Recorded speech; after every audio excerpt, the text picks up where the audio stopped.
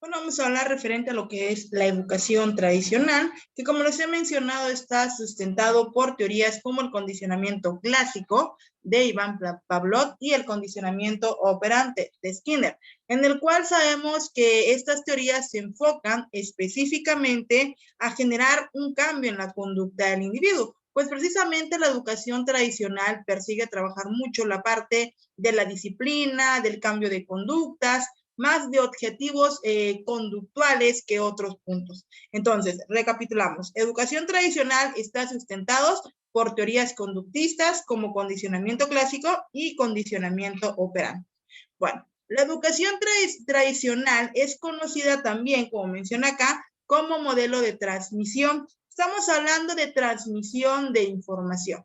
Una palabra errónea al manejar es transmisión de conocimientos. Nosotros o nadie puede transmitir conocimientos. Nosotros transmitimos información, que es lo que pasa en la educación tradicional y en todos los tipos de educación, que se transmite información que uno debe de hacer, conocimiento al momento de interpretarlo. Pero en el caso de la educación tradicional se transmite información tal y cual se lo da a conocer el docente y el alumno lo aprende tal y cual. Nos dice, concibe la enseñanza como un verdadero arte y al profesor como un artesano, y su función será explicar y explore claramente sus conocimientos enfocándose de manera central en el aprendizaje y memorización del alumno. Aquí en la educación tradicional, el alumno se convierte totalmente en un receptor en el cual se deposita información como si fuera un archivero y el alumno, el proceso mental que emplea son procesos mentales básicos, principalmente la memorización. Aquí puntualizo que la memorización es el proceso de adquisición de conocimiento, es un proceso en el cual nosotros retenemos información y lo almacenamos. Puede pasar a la memoria a corto o a largo plazo. El punto clave de la memorización es que es el primer paso para aprender.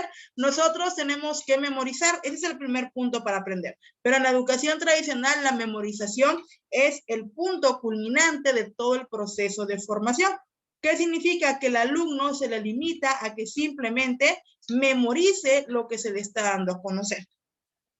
Bueno, la educación tradicional, la pedagogía tradicional comienza a gestarse en el siglo XVIII con el surgimiento de la escuela como institución. Logró su crecimiento cuando la pedagogía se conformó como ciencia en el siglo XIX. Este modelo de enseñanza constituye los conocimientos y valores acumulados por la humanidad, las cuales son transmitidos por el maestro como verdaderos y absolutas, desvinculados del contexto social e histórico en el que se desenvuelve el alumno. Aquí en este párrafo nos dice algo muy interesante. El docente es quien transmite las verdades absolutas, quien decide qué tiene y cómo lo tiene que aprender el alumno. Prácticamente el docente se convierte en el principal actor del proceso educativo, por arriba de lo que es el alumno. Lo más importante es el docente, quien tiene el conocimiento. Y nos dice acá, este modelo de enseñanza constituye los conocimientos y valores. Ciertamente se alcanza conocimientos, pero aplicando mayormente la memorización, y los valores lo pone mucho en juego la educación tradicional, ya que se centra mucho en la disciplina. Vamos a poner un ejemplo. Cuando un docente entraba a clases, todos se ponían de pie y decían buenos días. Esa era parte de la disciplina de poner en práctica el valor como lo es el respeto. Si algo tiene esta educación es que se centra mucho en la parte de los valores. Bueno, prosiguiendo con este punto, vamos a hablar sobre qué es un método expositivo. ¿Por qué es un método expositivo? Porque el docente es quien está enfrente hablando sobre el tema, el alumno no comenta, al menos que el docente se lo pida, pero la respuesta que debe dar es tal cual y como se lo dio a conocer el docente. La relación profesor-alumno es autoritaria, quien manda es el docente y el alumno obedece. Se fundamenta en la conceptualización del alumno como receptor de información, recibe la información simplemente.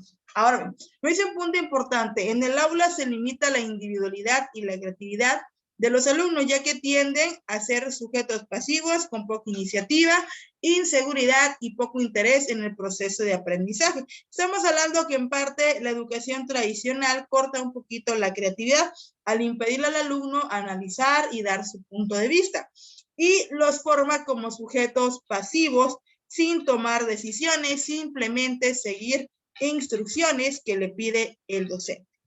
Otro punto importante, algunas características de la pedagogía tradicional, vamos a encontrar magistrocentrismo. El docente es el centro de atención.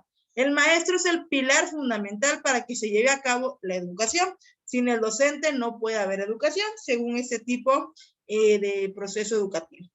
El docente es quien garantiza el conocimiento y es un modelo al que se le debe obedecer e imitar. Recordemos que la imitación se adquiere mediante el proceso de memorización. Observo, repito la acción, pero lo tengo memorizado en la mente. Entonces, la educación tradicional es cuestionada por muchos, pero realmente es la primera teoría que da pauta a que surjan otras teorías más. Y lo importante es que resalta la memorización y no podemos dejar a un lado que la memorización es simple y sencillamente el primer paso, el primer proceso mental para aprender.